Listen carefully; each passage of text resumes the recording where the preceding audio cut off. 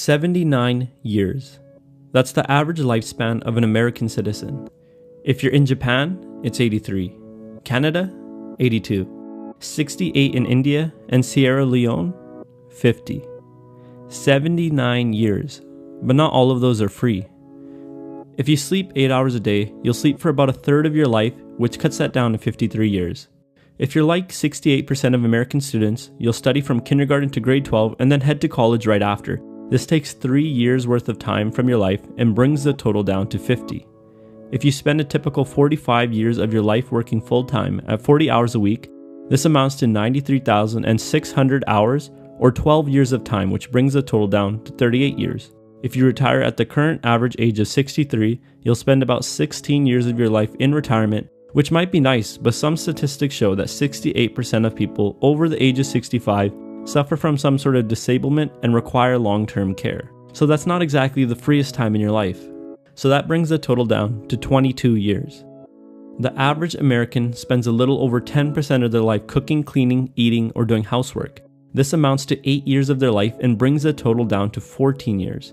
The average American will spend a bit over 2.5% of their life taking care of kids or family, which amounts to roughly 2 years and brings the total down to 12 years. I think most people will agree that those activities are fairly standard and usually considered non-negotiables. They're gonna happen in our lives. So that means we have 12 years worth of absolute freedom, right? Well, if you're a typical young adult, you spend about 5 hours a day on your phone, which amounts to 118,625 hours over your lifetime, or roughly 15 years. So there goes all your free time. Or maybe you're not like those young adults. You don't even have a phone. But if you're like the average American, you spend about 2.5 hours a day watching television, amounting to 57,933 hours over the average life, or 7 years. That would bring your total down to 5 years. But this is assuming you only watch 2.5 hours a day and that you start watching at the age of 15. So in reality, this number is probably a lot higher in the modern day. So it's at this point I should ask you, how do you feel?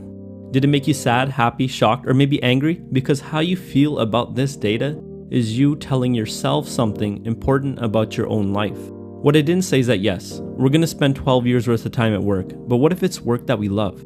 If we spend the 8 years of our life involved in cooking, cleaning, and eating, preparing the best food, and maintaining good hygiene, we might be a lot healthier heading into retirement and not require long-term care. So those 16 years may actually be quite free. That time spent eating, are we mindlessly eating? Or are we being present and enjoying the flavors in every bite? When we're taking care of our kids or family, are we thinking about what happened in the past or the future? Or are we indulging in the present and making new memories? Are we truly enjoying the time we spend on our phones? Or are we mindlessly scrolling through an infinite loop of articles, videos, and information? Do we enjoy watching TV? Or is it just something to do when there's nothing to do?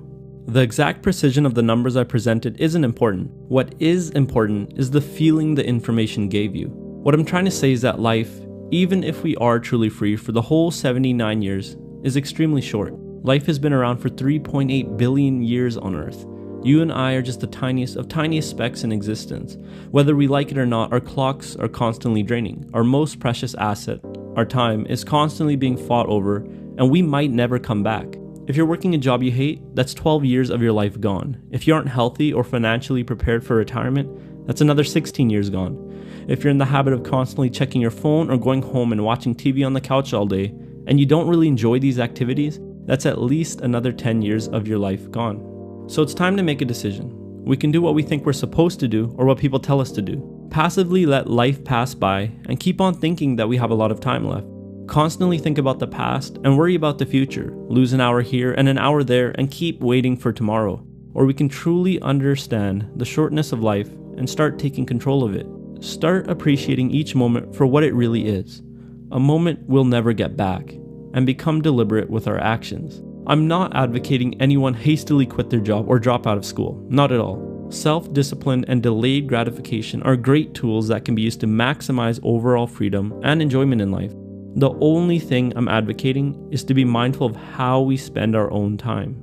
Let's go back to that average value of 12 years of freedom for a second. That amounts to 105,120 hours. Assuming that the 10,000 hour rule is correct, if you use those 12 years of free time perfectly, you could become world class in about 10 different activities. That's crazy, and I've never heard of anyone doing that, and it's probably because humans aren't capable of being that efficient. But if you have at least one big dream in life, I hope you're constantly moving your life towards that and don't care about what other people have to say, because you legitimately don't have the time. But if you focus on your craft and are mindful of your time, I don't think there's any reason you can't become world class in at least one thing.